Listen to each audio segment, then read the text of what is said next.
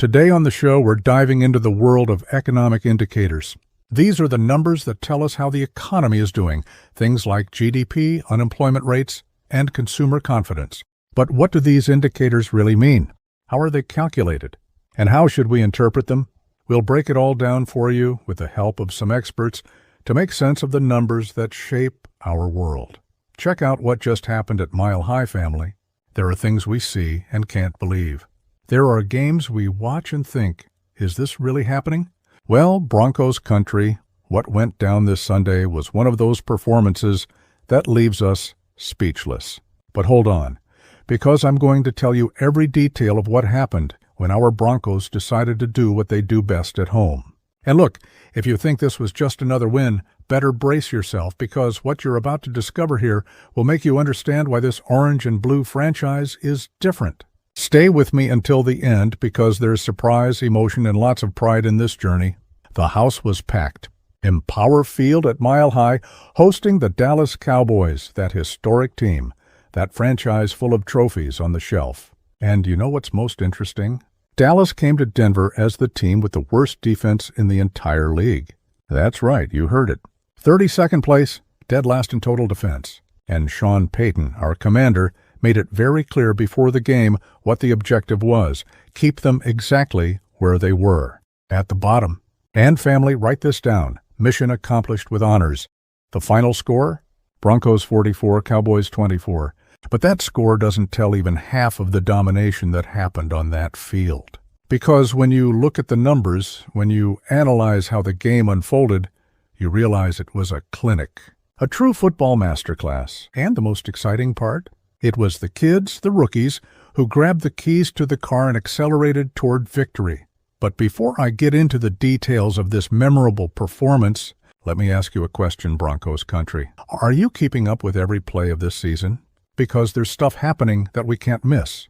This team is building something special. And if you're not already plugged into everything that happens here on the channel, it's time to hit that red subscribe button. Because here you don't miss anything, family.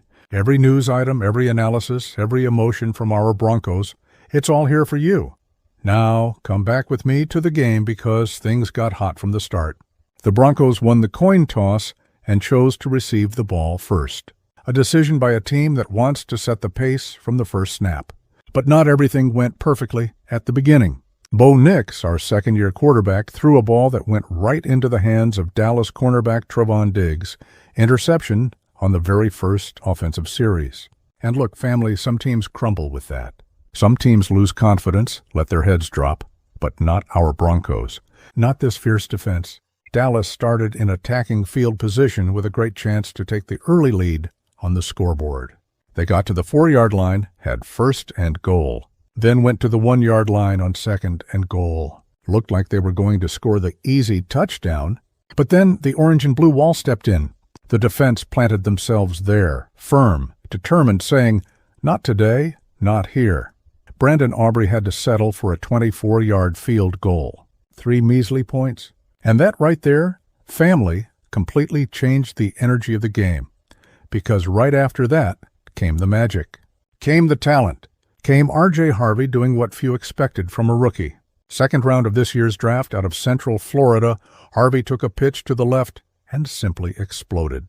40 yards of pure speed, pure determination, cutting through Dallas defenders like he was taking a walk in the park. Touchdown. Broncos 7, Cowboys 3. And Empower Field at Mile High came unglued, but Harvey was just getting started, family. This kid was hungry. Hungry to show he deserves to be on this roster, that he deserves Sean Payton's trust, that he deserves to wear this sacred jersey. In the second quarter, he took a direct snap, that play the team had been saving for 5 weeks, waiting for the perfect moment. 1-yard goal line. Harvey punched through the middle and put 6 more on the board. Then, in the fourth quarter, Bo Nix found him open on a 5-yard route, and boom, another touchdown. 3 touchdowns in the same game. The first Broncos rookie to do that since Clinton Portis back in 2002. 23 years, Broncos Country. 23 years waiting for a moment like this. And check out the kid's humility when they asked if he was going to keep all 3 touchdown balls. He said he's only keeping the first one, that 40-yarder, and the throwback jersey he wore in the game. Because for him, there's still a lot of work ahead, still a lot of ground to cover. That's the mentality that builds dynasties, family. But Harvey wasn't the only one who shined in this rookie show. Pat Bryant, third round of the draft coming from Illinois, caught his first career touchdown. And what a reception that was. Bo Nix threw a perfect ball over the shoulder, 24 yards, corner of the end zone. Bryant was covered, but that ball came so on point, there was no stopping it. 39 seconds left in the first half. Broncos 27, Cowboys 10, and the entire stadium vibrating with that 20-something-year-old kid living his dream. Bryant has been praised mainly for his ability to block, for the dirty work that every receiver needs to do, but few do with excellence. But Sunday he showed he's got much more in the arsenal. 2 receptions, 40 yards, 1 touchdown. And that confidence of someone who knows he's just beginning to scratch the surface of his potential. And to close out the rookie golden trio, Jahdae Barron, the Broncos' first pick in this year's draft, 20th overall selection, coming from Texas. The kid made his first career interception. And it wasn't just any moment.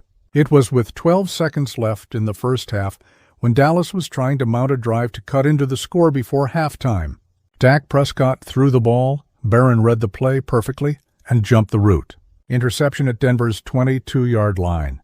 Ended any chance of Dallas scoring before the locker room. Bo Nix, after the game, spoke with pride about these kids. Said he's proud of the work they put in at practice, the humility they show in the locker room, how they're exemplary teammates. And Sean Payton summed it all up in one simple but powerful phrase. A lot of production from the rookie class.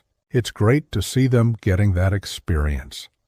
Now, family, if you're enjoying this content, if you're feeling the same emotion, I am reliving this great game, do this. Hit that like button down below. Share this video with that buddy who's true Broncos Country, because the more we spread this passion, the stronger our family gets. And comment below what you thought of this rookie game. Which of the 3 impressed you most? Harvey with the 3 touchdowns, Bryant with that cinematic reception, or Barron with the interception at the perfect timing? But it wasn't just the rookies who showed up this Sunday. Bo Nix commanded the offense like a maestro, completed 19 of 29 passes for 247 yards, 4 touchdown passes, 1 interception, that early one that could have rattled a less mature quarterback. But Nix showed exactly why this franchise believes in him so much. Responded with leadership, with precise passes, with smart decisions. And check out the coolest detail. When he thought he'd drawn a penalty on one of the touchdowns, he ran to get the ball back. Found out the penalty was on Dallas, ran back to the end zone, grabbed the ball, and gave it to Pat Bryant to keep. Did the same thing with Harvey on an earlier touchdown this season. That's caring about your teammates, family. That's understanding that football is about people, about moments, about creating memories. And Troy Franklin, that second-year receiver, had the best game of his career. 6 receptions, 89 yards, 2 touchdowns. In the first quarter, caught a 25-yarder that put the Broncos up 14-3. In the fourth quarter, hauled in a 7-yarder in the back of the end zone that stretched the lead to 37-17. Franklin is growing every week, showing he can be a reliable weapon in this offense. Cortland Sutton, our veteran, our leader, contributed with 4 receptions for 67 yards. And after the game, he spoke with that pride of a big brother, watching the young guys shine. It was sensational to see all the kids doing their thing. I have a lot of love for all our rookies. We have some really good rookies. This chemistry, family, is what separates good teams from special teams. In the ground game, J.K. Dobbins had an excellent afternoon. 111 yards on 15 carries. Average of 7.4 yards per carry. Dobbins came to the Broncos this season and is showing why he is considered one of the most talented backs in the league when healthy. He forms a dynamic duo with Harvey, giving Sean Payton varied options in the backfield. And after the win, Dobbins said something that shows this team's mentality.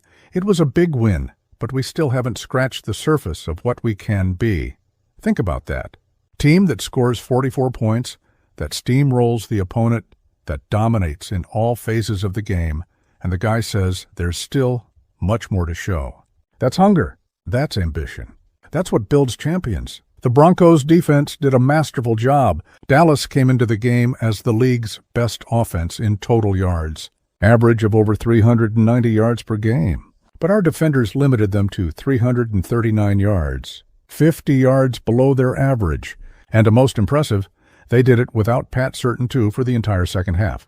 Yes, Family, our star cornerback, Defender of the Year candidate, hurt his shoulder at the very end of the first half and didn't return. Could have been a disaster. But then enters Chris Abrams-Drain, second-year guy, taking on the responsibility and doing solid work. The defense didn't let PS2's absence affect their performance. Kept pressuring, kept covering, kept executing. Jonathan Cooper talked about the defensive strategy. It was just stop the run and put pressure on the passer like everybody did. That's simple in theory. In practice, it requires discipline, technique, and courage. The Broncos recorded only 2 sacks on Dak Prescott, but had 8 quarterback hits, 8 times putting pressure, taking him out of his comfort zone, making him rush decisions. And the result?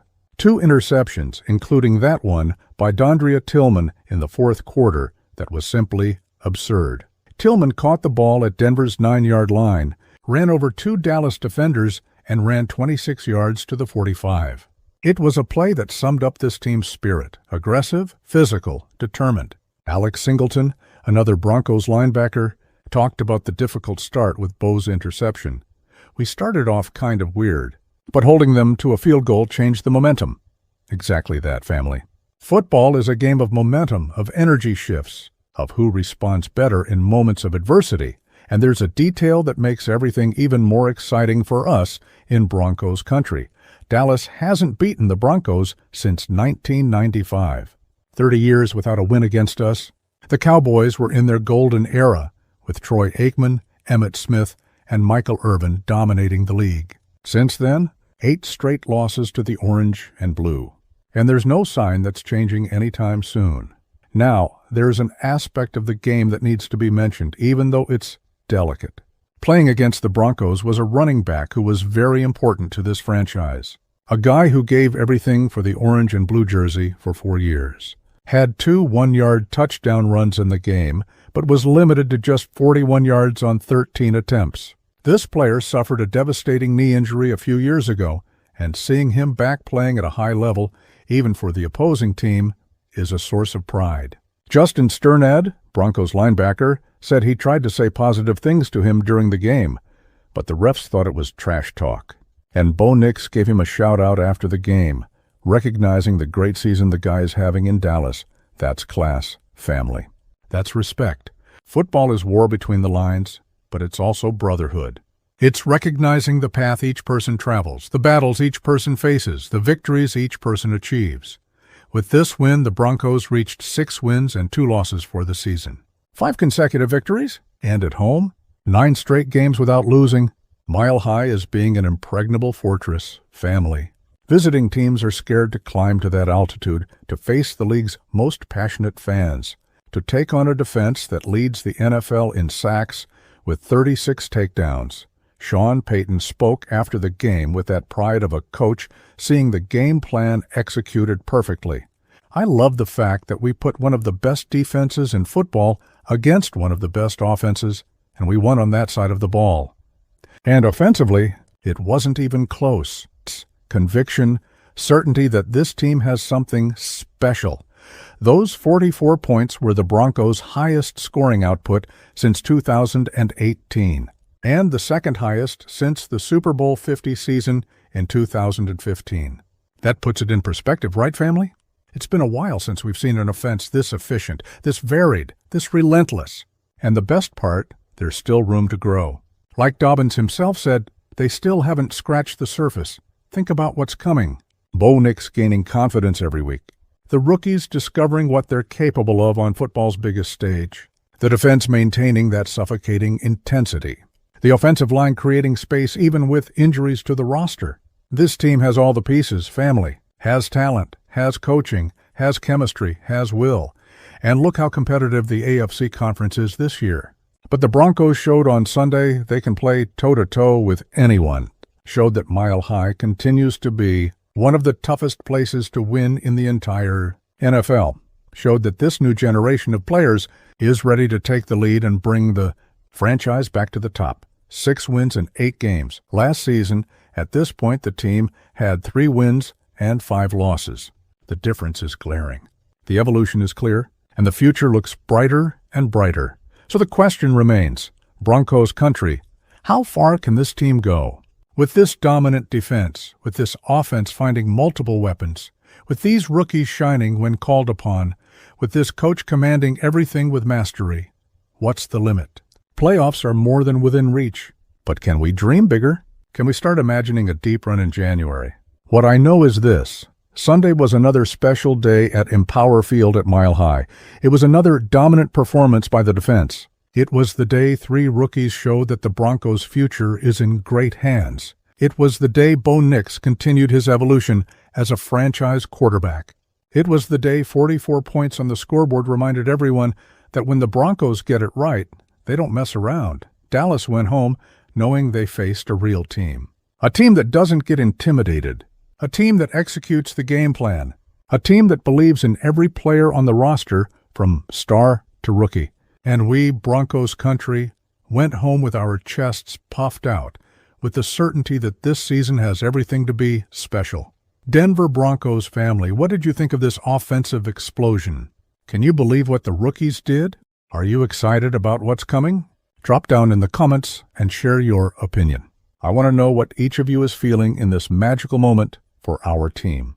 And don't forget, subscribe to the channel, turn on notifications so you don't miss any content, like this video, and share it with the entire orange and blue family. Because this is more than football. It's passion. It's tradition. It's Broncos Country, and we're together in every victory, in every challenge, in every moment of this incredible journey. See you in the next video, family. And until then, go Broncos.